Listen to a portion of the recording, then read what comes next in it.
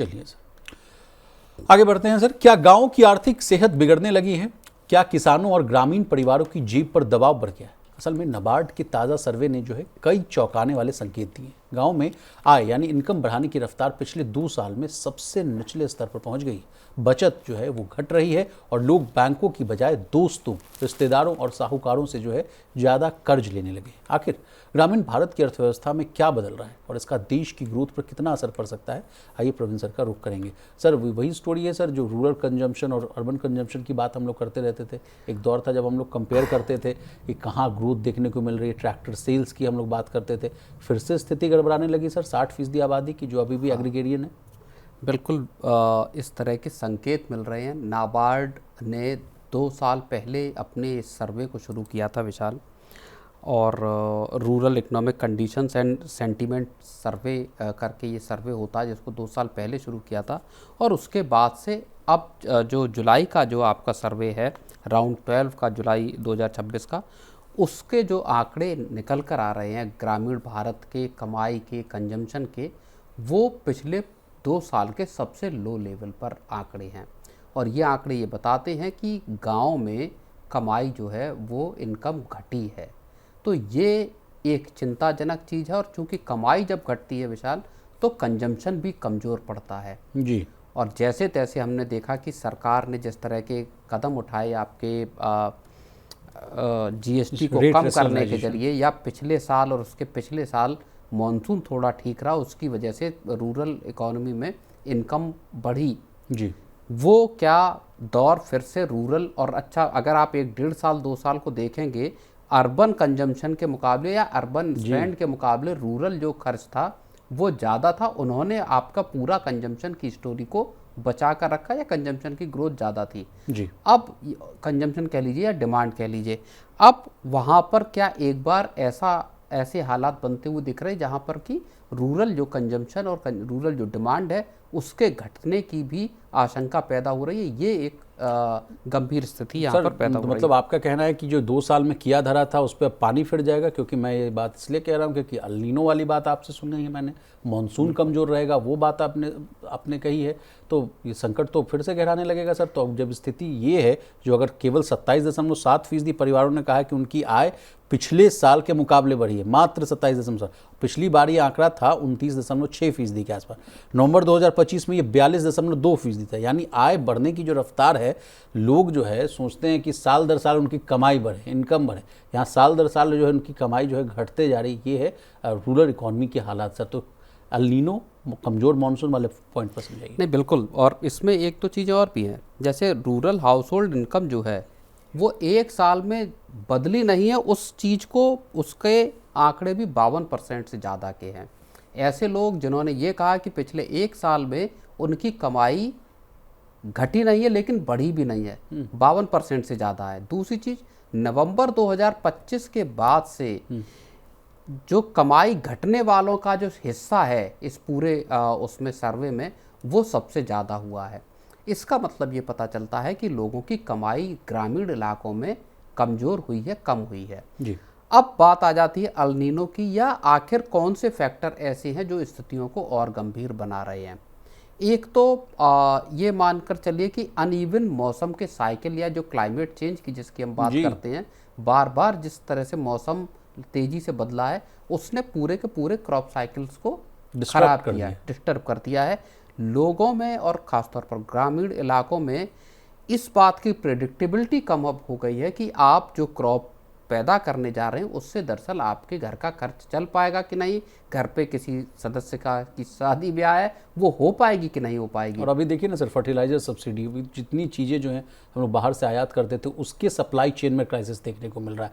ना भारतीय जो किसान परिवार है वो ना कैश क्रॉप उगाता है, ना कृषि को लेकर उसके पास उन्नत टेक्निक है, ना उनको पता है कि कैसे जो है, एक ज़मीन तो सीमित है सर, जैसा कि आपने भी कहा, हर अगर मतलब इंडिविजुअल अगर किसान के परिवार को देखे तो 2 हेक्टेयर से कम की ज़मीन उनके पास बचती है, ज़मीन सीमित है, उसी पे उनको लागत लगा कर है कि कमाना है, उगाना है, ज़्यादा करना है, उस टेक्निक को भी उनको पता नहीं है, तो कैसे कमाई बढ़ेगी सर? ना बिल्कुल। और आपने क्रॉप की बात की, अभी आज ही मैं खबर देख रहा था, संभवतः हो सकता है आंकड़ा थोड़ा दाएं बाएं हो, लेकिन 60% के आसपास जो सरकार का जो फर्टिलाइज़र का सब्सिडी का बिल था या जो एलोकेशन था वो 60% इतने महीनों में ही आपका, अप्रैल से जो फिस्कल ईयर शुरू हुआ है उसमें इतने महीनों में ही, जून तक में ही आपका 60% जो फर्टिलाइज़र सब्सिडी का हिस्सा था वो खत्म हो गया है। इसका मतलब यह है कि सरकार को इतने या इससे ज़्यादा पैसा, और जिसके आंकड़े बार बार आ रहे थे, 1,70,000 करोड़ रुपए सरकार ने एलोकेट किए थे फर्टिलाइजर सब्सिडी के लिए। अंदाज़ा ये लगाया जा रहा है कि तकरीबन 3.5 लाख करोड़ रुपए तक का सरकार का खर्च हो सकता है, तो डबल जा सकता है सरकार का। सर इसका मतलब क्या है कि लोग ज़्यादा जमकर फर्टिलाइजर इस्तेमाल कर रहे हैं क्या, या होल्ड कर रहे हैं डर में कि मिलेगा, आएगा, प्राइसेस हाइक हो जाएंगी? नहीं, देखिए, सब फर्टिलाइजर महंगी हुई है क्योंकि पूरा का पूरा जो मिडिल ईस्ट की क्राइसिस है उसकी वजह से फर्टिलाइजर की सप्लाई, यूरिया और तमाम जो जैसे पेट्रोल महंगा हुआ सर, 90 रुपए के आसपास था, अब 100 के पार है। उसमें भी इंपोर्ट बड़े लेवल पर होता है। फिर गैस जो प्लांट है उनके लिए मुश्किल पैदा होती है जहाँ पर फर्टिलाइजर तैयार होते हैं। दूसरी चीज़ ये है कि अल्नीनो की वजह से अभी जब मॉनसून पूरे देश में फैल गया है, IMD जिस तरह से बता रहा है, उसके बावजूद खरीफ की जो सोइंग है वो 6% कम है पिछले साल के मुकाबले।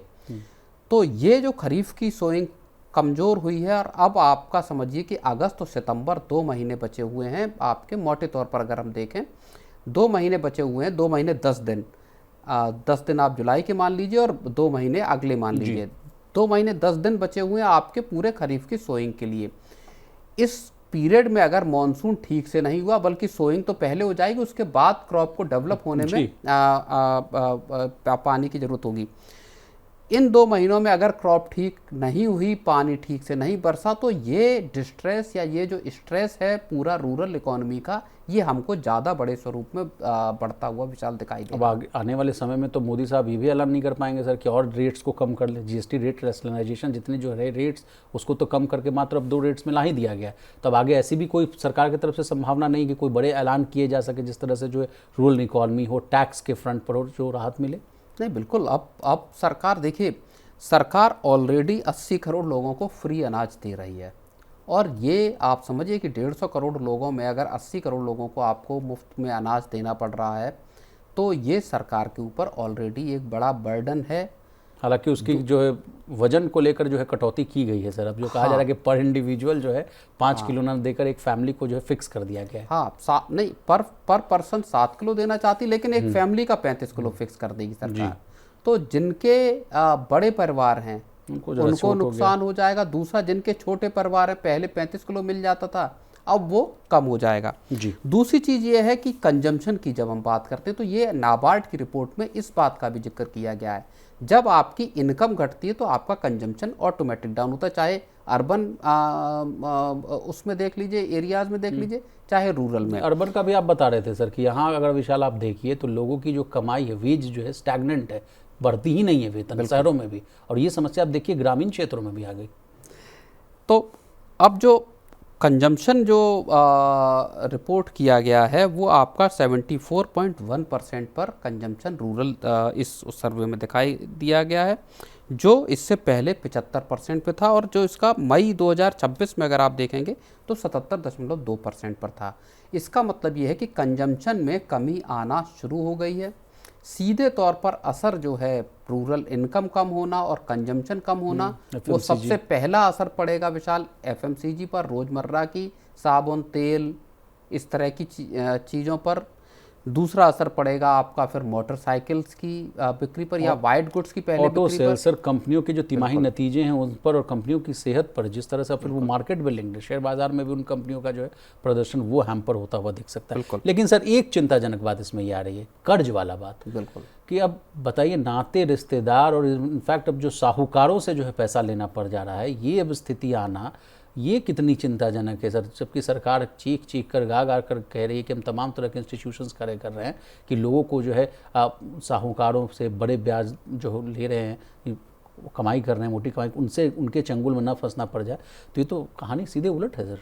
हाँ बिल्कुल, देखिए, अब इसमें दो तरह के आंकड़े हैं। एक आंकड़ा नाबार्ड की रिपोर्ट में बताता है कि जो क्रेडिट डिपेंडेंसी है वो आपका नवंबर 2025 में 58.3% के आसपास थी, जो अब घटकर 51% पर आई है। तो नवंबर का जो सर्वे था उसके मुकाबले क्रेडिट डिपेंडेंसी यानी किसानों के और आम परिवारों के जो हाउस होल्ड हैं ग्रामीण इलाकों में, उनका कर्ज पर निर्भरता थोड़ी कम हुई है, 51% पर आ गई है। लेकिन जो इनफॉर्मल जो तरीकों से कर्ज लेने के जो वो है उस पर जो निर्भरता है वो अपने हाईएस्ट पर पहुंच गई है पिछले 2 साल में, जब से सर्वे की शुरुआत हुई, और वो 23.5% से ऊपर निकल गई है। इसका मतलब ये है कि जिसमें बड़ा हिस्सा खैर दोस्तों और रिश्तेदारों का है, लेकिन 16% के आसपास जो कर्ज लिया जा रहा है वो आपका महाजनों या सूदखोर इस तरह के जो मनी लेंडर्स हैं उनसे ये कर्ज लिया जा रहा है। ये किसानों के या ग्रामीण परिवारों को एक बड़े स्ट्रेस में डाल सकता है, क्योंकि जो फॉर्मल जो आपका चैनल है, बैंक हैं जिस तरह के, या आपके NBFCs हो गए या फिर आपके माइक्रो फाइनेंस इंस्टीट्यूशन हो गए, उनके जरिए कर्ज नहीं लिया जा रहा, और कर्ज आपके अगर सूदखोर जो महाजन हैं उनके जरिए लिया जा रहा, तो आपको ऊंचा कर्ज चुकाना पड़ता है। इसमें डिफ़ॉल्ट और इसमें फिर स्ट्रेस, ये दोनों चीज़ें आगे दिखाई सर, हम लोगों ने वो दौर भी देखा है जब किसानों के सुसाइड के मामले बहुत ज़्यादा देखने को मिल रहे थे। उसके पीछे कारण यही था कि लोगों ने कर्ज ले लिया, चुका नहीं पाए और जो है ऐसे कदम उठाए। लेकिन सर, इस चीज़ में कब बदलाव आएगा? जैसे जो तर्क दिया जा रहा है कि बैंक से लोन लेने की जो प्रक्रिया है बड़ी जटिल होती हैं, लंबी होती, लोग उतने पढ़े लिखे नहीं हैं भाई, उतना नहीं समझ पाते हैं कहाँ साइन करना है, कहाँ अंगूठा लगाना, उसकी तो उनको बेचारे को लोगों को समझ नहीं होती। कई जो है कहा जाता है ये दस्तावेज लाइए, ये गारंटर लाइए, फलना ढिमकाना, सब चीज़ें पूछी जाती है। इस चीज़ों को लेकर जो सरकार कहती है कि ease of doing business, ease of getting money वाला कॉन्सेप्ट कब ठीक होगा? नहीं, देखिए, अब कब ठीक होगा इसका तो जवाब नहीं दिया जा सकता। सरकारों को देखना होगा। प्रायोरिटी सेक्टर लैंडिंग को लेकर नियम हैं RBI के और सरकार के दोनों के। लेकिन एक बड़ा मसला इसमें विशाल ये है, किसानों को या ग्रामीण परिवारों को जब तत्काल कर्ज की ज़रूरत पड़ती है, तत्काल जब पैसे की ज़रूरत है, मान लीजिए आपको बीज लेना है या आपको खाद लेनी है, या किसी और वजह से आपको पैसा तुरंत चाहिए, 1-2 दिन के 3 दिन के भीतर चाहिए, बैंक दरअसल उतनी तेज़ी से आपको कर्ज देने की स्थिति में नहीं है। और ऐसी स्थिति में किसानों के पास दूसरा कोई रास्ता नहीं बचता, उनके पास सीधे सीधे जो आपके सूदखोर हैं या जो इस तरह के प्राइवेट मनी लेंडर्स हैं उनके पास जाने के अलावा, तो आपको तत्काल पैसा चाहिए, आप किसी भी ऐसे व्यक्ति के पास गए, उन्होंने फटाक से आपको 10,000 20,000 रुपये दिया। बाद में किसानों की मजबूरी ये होती है, और ये तमाम लोगों का अनुभव होगा, उनको जिस व्यक्ति से पैसा लिया उसी के यहाँ अपना अनाज बेचना पड़ता है। ऐसे लोग अमूमन आड़तिए भी होते हैं जहाँ पर जाकर आपको फिर वो रेट भी नहीं मिलता बॉस। तो ये एक बड़ा, एक पूरा का पूरा मैं आपको कहूँ चेन है, जिसके अंदर असल में किसान और ग्रामीण लोग जो हैं वो फंसे हुए हैं। चलिए, what is the way forward आपसे समझने की कोशिश करेंगे। जो समस्या है सर कि वहाँ ग्रामीण क्षेत्र के लोगों की जो है इनकम नहीं बढ़ रही, कैसे बढ़े इनकम सर? इसके लिए सरकार ने देखिए तमाम कोशिश भी की और सरकार बात भी करती है कि साहब किसानों की कमाई हम डबल करना चाहते हैं। कमाई बढ़ी भी है किसानों की, ये भी बात नहीं। अगर आप पिछले कुछ वर्षों को देखेंगे तो किसानों की स्थिति पहले के मुकाबले अगर आप देखेंगे तो थोड़ी बेहतर हुई है। तकनीक भी आई है और तमाम तरह का सपोर्ट भी, सरकार ने MSP भी बढ़ाई है। इसके बावजूद अभी भी जो लार्जर जो सेक्शन है किसानों का देख लीजिए या रूरल इकोनॉमी से जुड़े लोगों का देख लीजिए, नौकरियों का अभाव है। एक बहुत बड़ी दिक्कत ये है रूरल सेटअप की अगर आप बात करें। हर कोई व्यक्ति, जैसा आपने भी बोला कि सबके पास पर्याप्त मात्रा में जो खेत है, रकबा, वो नहीं है तो हर व्यक्ति का गुजारा खेती करके नहीं हो सकता। ये बहुत सिंपल बात है। लेकिन आपके पास कोई ऑल्टरनेटिव ऐसा नहीं है जो आप उस युवा को या उस व्यक्ति को प्रोवाइड करा सके जहां पर कमाई बढ़ सके। तो नौकरियों का ऑप्शन जो सबसे पहले खुलना चाहिए, स्किल का ऑप्शन जो सबसे पहले खोला जाना चाहिए, जो रूरल ग्रामीण इलाकों में स्कूलिंग है, ट्रेनिंग का जो सेटअप होना चाहिए। इनफैक्ट अगर आप शहरों के जो ज़िला हैं, जो ज़िलों के मुख्यालयों में भी अगर आप चले जाएंगे, वहाँ पर भी आपको ऐसे स्किल डेवलपमेंट के कोर्स कराते हुए कोई इंस्टीट्यूट आपको दिखाई नहीं देगा, जहाँ कोई व्यक्ति बिजली का काम है, फर्नीचर बनाने का काम है, प्लम्बिंग का काम है, इस तरह के ऐसे काम सीख सकें जो जिनकी डिमांड है उनको पूरा किया जा अब सके। तो सीए अनंत नागेश्वर साहब भी कह चुके हैं कि छोड़िए पढ़ाई लिखाई, ये सब जो ज़्यादा स्किल वाला जो चीज़ है उस पर ज़्यादा ध्यान दीजिए, वहाँ ज़्यादा रोजगार है, वहाँ ज़्यादा अपॉर्चुनिटीज़ है। नहीं, अपॉर्चुनिटीज़ हैं, लेकिन आप ये देखिए कि ऐसे कितने इंस्टीट्यूट हैं जो ये स्किल सिखा रहे हैं। स्किल सिखाते हैं।